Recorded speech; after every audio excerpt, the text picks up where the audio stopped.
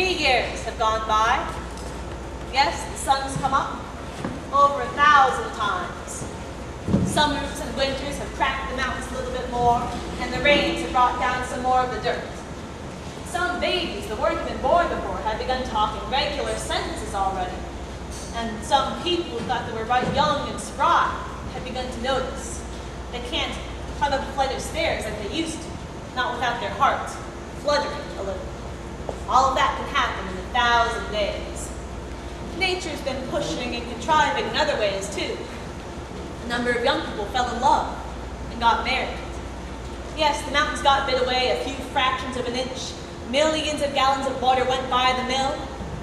And here and there, a new home was set up under a roof. Almost everybody in the world gets married. Know what I mean? In our town, there aren't hardly any exceptions. Most everyone in the world climbs into their graves married. The first act is called the daily life.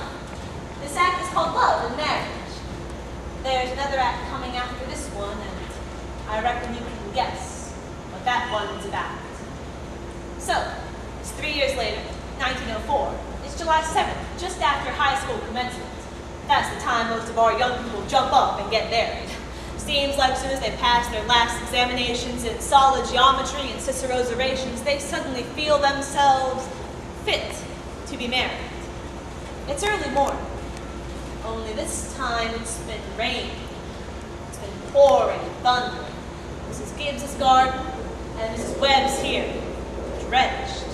All of those bean poles and key vines just drenched. All yesterday over there on Main Street, the rain looked like curtains being blown along. Maybe gonna get in a minute. There! Here at 5:45 in Boston. And here's Mrs. Gibbs and Mrs. Webb coming downstairs to make their breakfast, just as if it were any ordinary day. I don't have to point out to the women in my audience that those two ladies safely before them, both of those women cook 3 meals a day, one of them for 20 years, the other for 40, and no summer vacation. They washed, cleaned house, brought up 2 children apiece, and never a nervous breakdown. It's like what one of those Middle West poets said, you've got to love life to have life. You've got to have life to love life. It's what they call a vicious circle. Whoa, Bessie! What's bad today? Here comes Howie Newsom delivering the milk, and Cy Kroll delivering the papers, like his brother before him. Morning, Howie. Morning, Cy. Anything in the papers I ought to know? Nothing much. Except for losing the best baseball player that Grover's Corners has ever had, George Gibbs. Reckon he is. He could hit and run bases too. Yep, mighty fine ball player. Whoa, Bessie! I guess I could stop and talk about mine too. I just don't see how a person could give up a thing like that just to get married. What would you, Howie? Can't tell, Cy. Never had no talent that way. You are up early, Bill. Then seeing what I can do to prevent a flood. River's been rising all night. Cy Crowell's here all worked about George Gibbs retired from baseball. Well, yes, sir, that's the way it goes. Back in '84, we had a player, Cy, named Hank Todd. Even George Gibbs couldn't have touched him. Went down to Maine and become a parson. A wonderful ball player. How's the weather look to you, Howie? No, tain't bad. Thinking maybe it'll clear for good.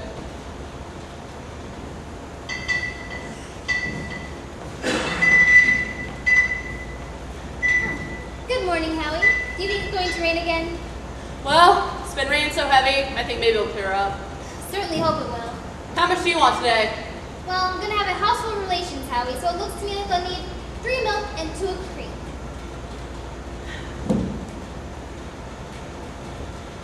Mrs. Newsom told me to tell you how we hope they'll be very happy, Mrs. Gibbs. I know they will. Thanks a lot, Howie. And tell your wife I hope she gets there to the wedding. Yeah, she'll be there. She'll be there if she can. Morning, Mr. Newsom. I know I have some 4 quarts of milk, but could you spare me another? Yes, some into cream. Will it rain again? Well, just say to Mrs. Gibbs how I think maybe it'll clear up. Mrs. Newsom told me to tell you how we hope they'll be very happy, Mrs. Webb. No, they will. Thank you. And thank Mrs. Newsom too. Hey, I'll see you at the wedding. Yes, could have missed out. Come on, Bessie. Well, Ma, the day has come. You're losing one of your chicks. Oh, Frank Gibbs, don't you say another word. I feel like crying every minute. The groom's up shaving himself, only there ain't an awful lot to shave. He's whistling and singing like he's glad to leave us. Every now and then he says, "I do," to the mirror. But it don't sound too convincing to me. Oh, I declare, Frank, I don't know how I'll get along. For years I've arranged his clothes and made sure he's put warm things on.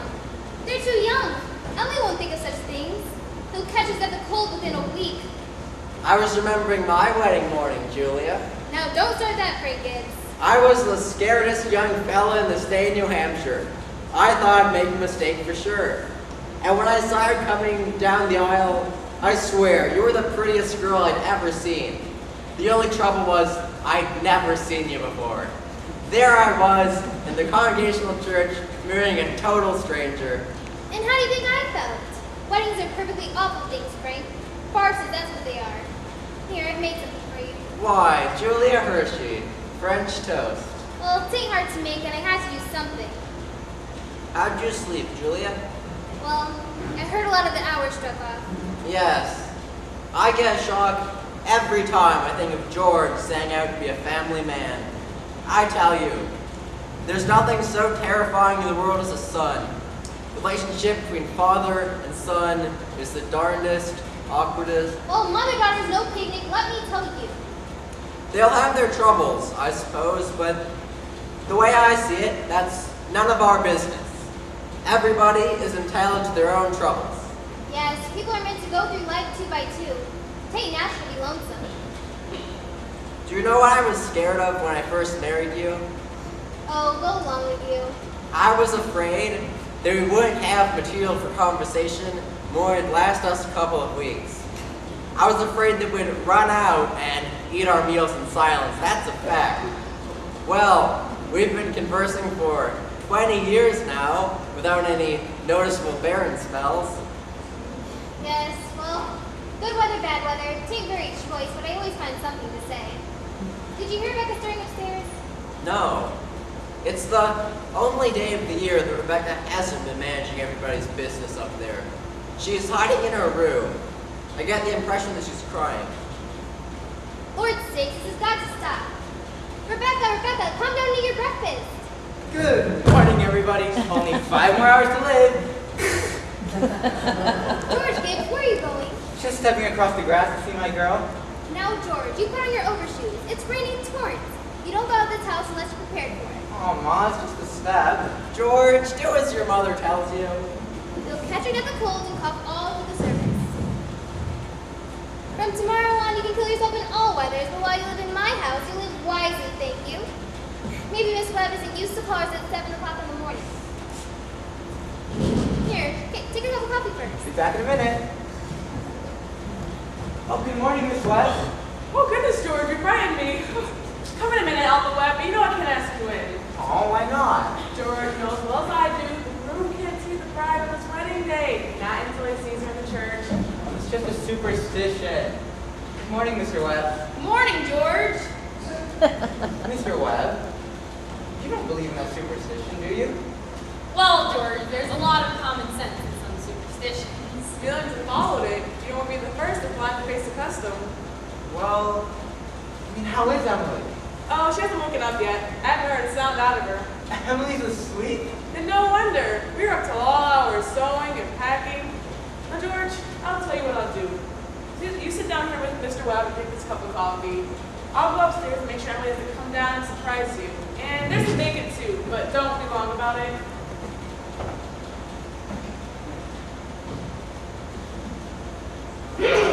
Morning, George. Good morning.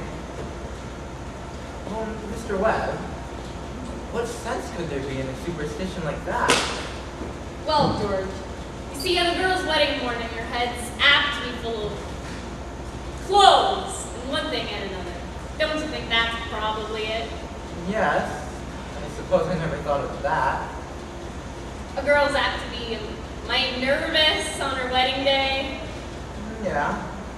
I wish a fellow could just get married without all this marching up and down. Every man who's ever lived has felt that way about it, George, but it just hasn't been any use. It's the women folk who built up weddings, my boy. A man looks mighty small at a wedding, George.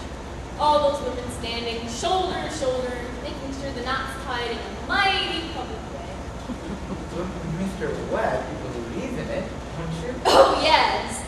Oh, yes. Now, don't you misunderstand me, my boy. Marriage is a wonderful thing. Wonderful thing. And don't you forget it.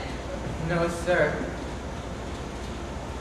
Mr. Webb, how old were you when you got married? Well, see, I've been to college. Taken a while to settle down, but Mrs. Webb here, she wasn't much older than Emily is now.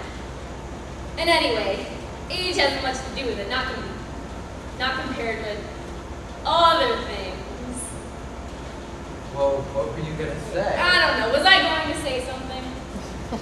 George, I was thinking the other night of some advice my father gave me when I was a kid. Charles, he said, start off early with showing who's boss. Best thing to do is just give an order, even if it don't make sense, just so she'll learn to obey. And he said, if anything about your wife upsets you, anything at all, you get up and leave the house. That'll teach her, he said. Oh yes, and he said, never let your wife know how much money you have. Never. But Mr. Webb, I don't think that I can ever... So I took the opposite of my father's advice. I have been a happy man ever since.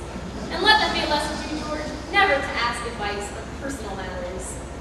Are you going to raise chickens on your farm? Wait, what? Are you going to raise chickens on your farm? Oh yeah, well you see, my Uncle Luke was never too fond of the idea. A book came into my office the other day. Philo system of raising chickens.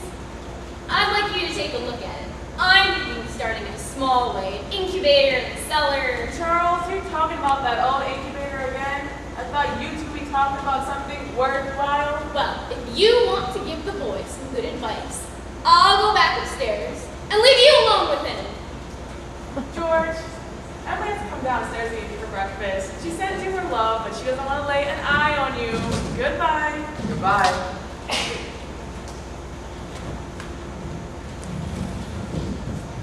Myrtle, I guess you don't know about that older superstition. What do you mean, Charles? Since the cavemen, no bridegroom should see his father-in-law on the day of the wedding, or near it. Now remember that! Thank you, Mr. and Mrs. Webb. Now, I have to interrupt again here. You see, we want to know how all of this began. This wedding, this plan to spend a lifetime together. I'm awfully interested in how big things like that begin. You know how it is, you're 21 or 22 and then you make some decisions and then you're 70. You've been a lawyer for 50 years and that white-haired lady at your side has eaten over 50,000 meals with you. How do such things begin? George and Emily are going to show you now the conversation they had when they first knew that, well, as the saying goes, they were meant for one another. But before they do, I want you to try to remember when you were very young, and particularly the days when you were first in love, when you were like a person sleepwalking, and you didn't quite see the street you're on or hear everything that was said to you. You were just a little bit crazy. Will you remember that, please? Now, they'll be coming out of high school at 3 o'clock. George has been elected president of the junior class, and as a student needs to be president of the senior class all next year. And Emily has just been elected secretary and treasurer. I don't have to tell you how important that is. Yep, there they are coming down Main Street now. Oh, please, I can't. I've got to go home and help my mother. I promised her. Oh, Ernestine, can you come over later and work on that Latin with me? Isn't that Cicero the worst thing? Oh, well, tell your mother you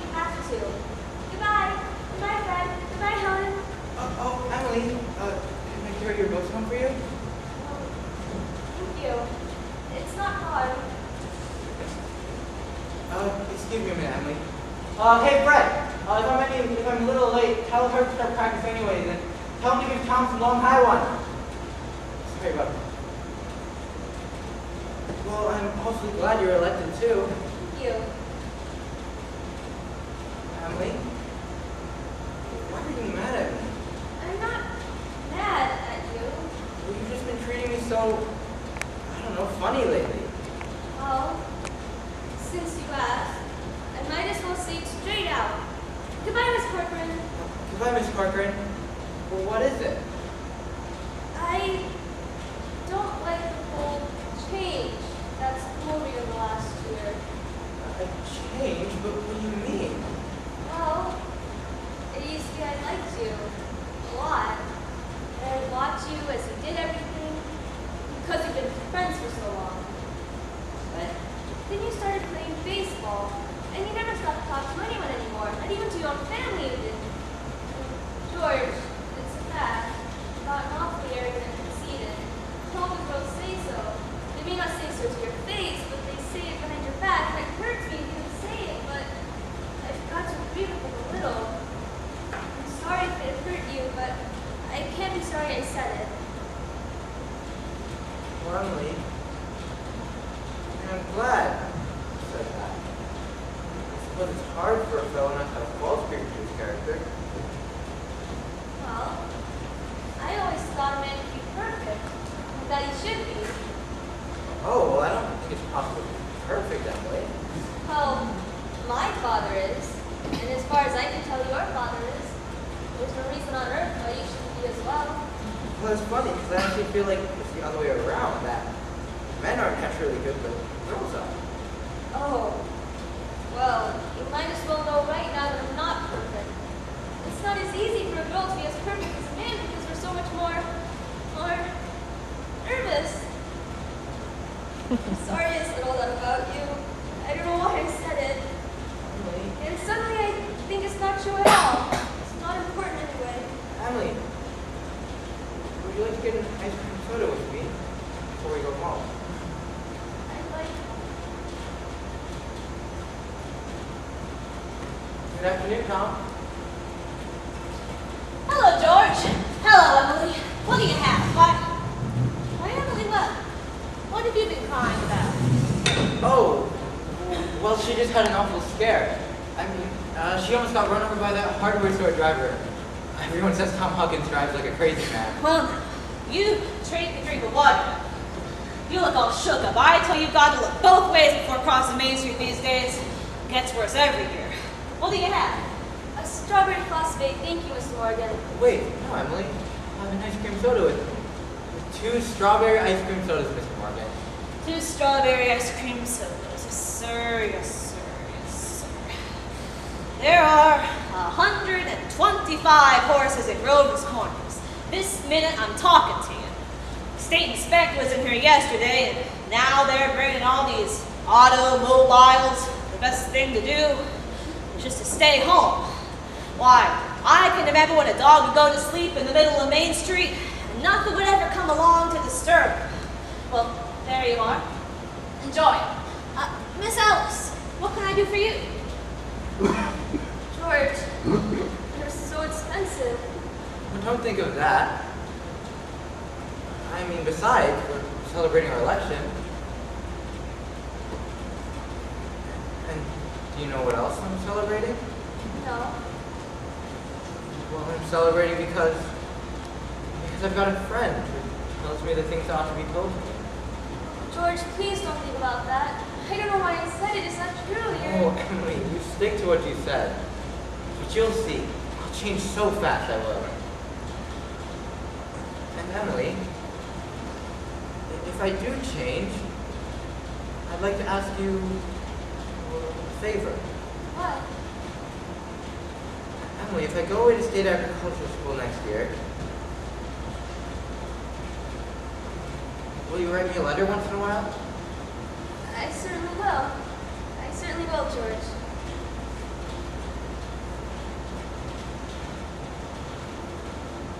It certainly seems like being away for years, you get awful out of touch with things. Maybe Grover's Corners wouldn't seem so interesting after a while. It's not a very important place when compared to all of New Hampshire. But I think it's a nice town. I mean, the day wouldn't come when I wouldn't want to know everything going on here, Emily. I know it's true.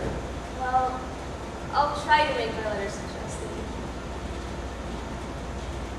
You know, Emily, whenever I meet a farmer, I ask him if he thinks it's important to go to agriculture school. Why, George? Yeah, I mean, some of them even say it's a waste of time. You can get all that out of the pamphlets the government sends out anyways. And Uncle Luke is getting old.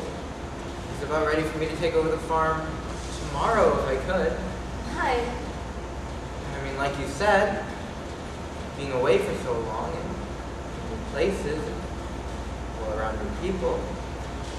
I mean, if anything like that could happen, I don't want to go away. Old people aren't any better than old people. I bet they almost never are. But, George, maybe it's really important for you to go out there and learn all that about soils and cattle judging and those things. Of course, I wouldn't know. Emily, I'm going to make up my mind right now. I won't go to state agriculture school. I'll tell Bob about it tonight. George, I don't see why you can make up your mind right now. It's a whole year away. Emily, I'm glad you talked to me about that fault in my character. But there was one thing wrong in it. When you said that for a whole year, that I wasn't noticing people. I mean, you, for instance. Sure, I always thought of you as one of the chief people I thought about. So I was making sure who you were talking with and who you were sitting with in the bleachers. I mean, for 2 days now, I've been trying to walk home with you, but something's always gotten in the way. I mean, yesterday I was waiting against a wall, and you walked home with Miss Corcoran. George, life's awful funny. How could I have known when I thought... Emily, I'm going to tell you why I'm not going to state agriculture school. I think that once you've found someone who you're interested in and who's interested in you enough to tell you about faults in your character, well, I think that's just as important as college is. Even more important. That's what I think. I think it's important, too. Emily? Yes, George. If I do make a difference, would you be, would you be? And now, I always have been.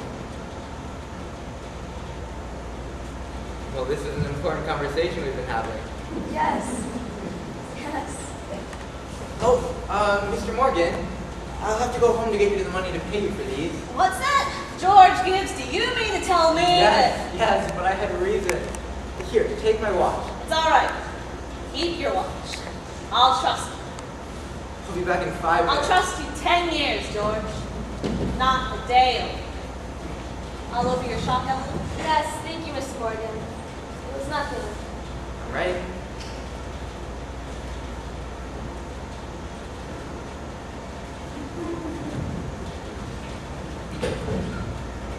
Well, now we're ready to get on with the wedding.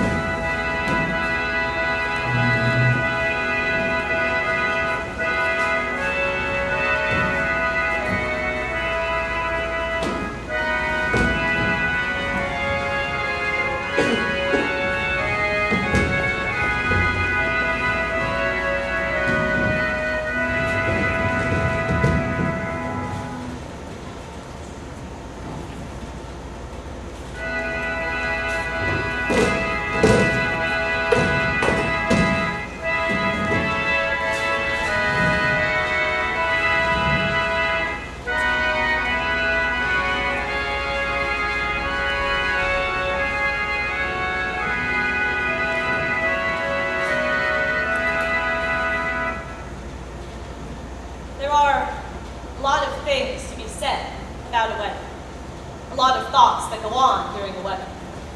You can't get them all into one way naturally, and especially not into a wedding in Rover's Corners, where they're often plain and short. In this wedding, I play the minister, and that gives me the right to say a few things about it.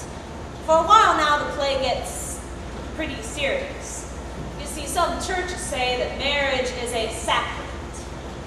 Now, I don't quite know what that means, but I can guess. It's like what Mrs. Gibbs was saying a few minutes ago. People were made to live 2 by 2. This is a good wedding, but people are so put together that even at a good wedding, there's an awful lot of confusion way down deep in people's minds, and we thought that ought to be in our play too. The real hero of this scene isn't even on stage at all, and well, you all know who that is. It's like what one of those European fellas said. Every child born into this earth is nature's attempt to make a perfect human being. Well, we've seen nature pushing and contriving for some time now. We all know that she's interested in quantity, but I like to think she's interested in quality, too. That's why I'm in the ministry. And don't forget the other witnesses at this wedding, the ancestors, millions of them. Most of them stopped to live 2 by 2 also. Millions of them. Well, that's my sermon. It wasn't very long anyway.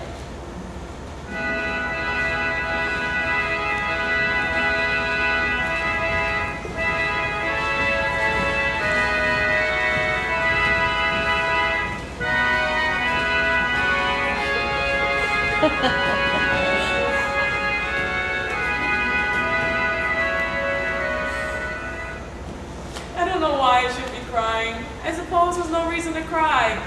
Happened to me this morning at breakfast. There's Emily eating her breakfast that she's done for the past 17 years.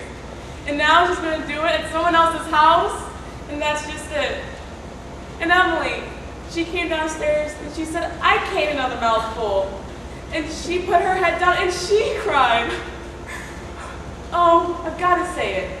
You know, there's something downright cruel about setting our girls up into marriage this way. I hope one of our girlfriends had told her a thing or two. It's cruel, I know, but I couldn't bring myself to say anything. The whole world's wrong, that's the problem. Oh, here they come. Hey, George! Look at him, fellas. He looks scared to death. Don't look so innocent, you old geezer. We know what you're thinking.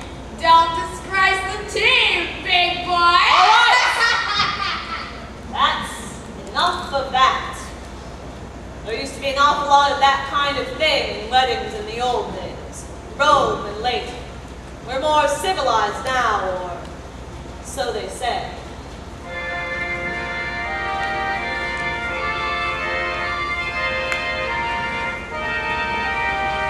George, what's the matter? I don't want to grow old. Why is everyone pushing me so? Why, George, you wanted it. No, I didn't. No, George, you're a man now. Come on, just listen to me. All I want to do is be a fella. Oh, now stop. Why, if anybody should hear you. Oh, I'm ashamed of you. Wait, where's Emily? Oh, George, you gave me such a turn. Come on, cheer up. We're getting married. You save every Thursday night. Every Thursday night, me and Emily are coming over for dinner. You'll see. Mama, what are you crying for? Come on, we've got to get ready.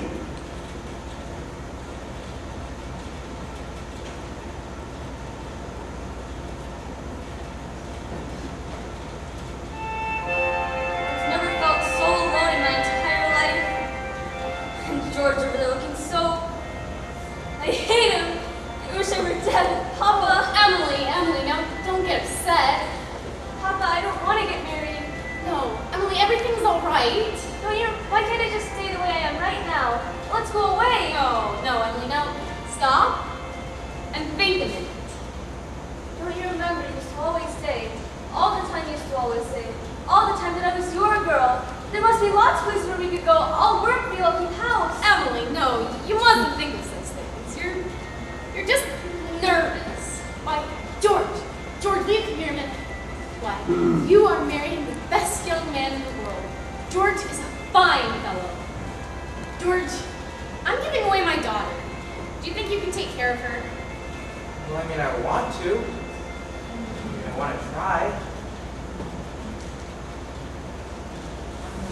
I'm going to do my best. I love you. I need you. Huh? If you love me, help me. All I need is someone to love me. I will, Emily. I need forever to hear me, forever and ever. Come now, they're waiting for us. Now, you know everything will be alright.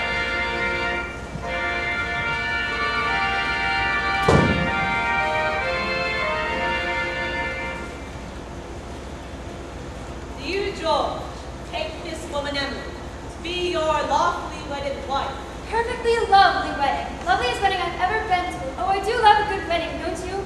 Doesn't she make a lovely bride? I do. Do you, Emily, take this man George to be your lawfully wedded husband? Don't know when I've been to such a nice wedding, but I always cry. Don't know why it is, but I always cry. I just love seeing people happy, don't you? Oh, I think it's lovely.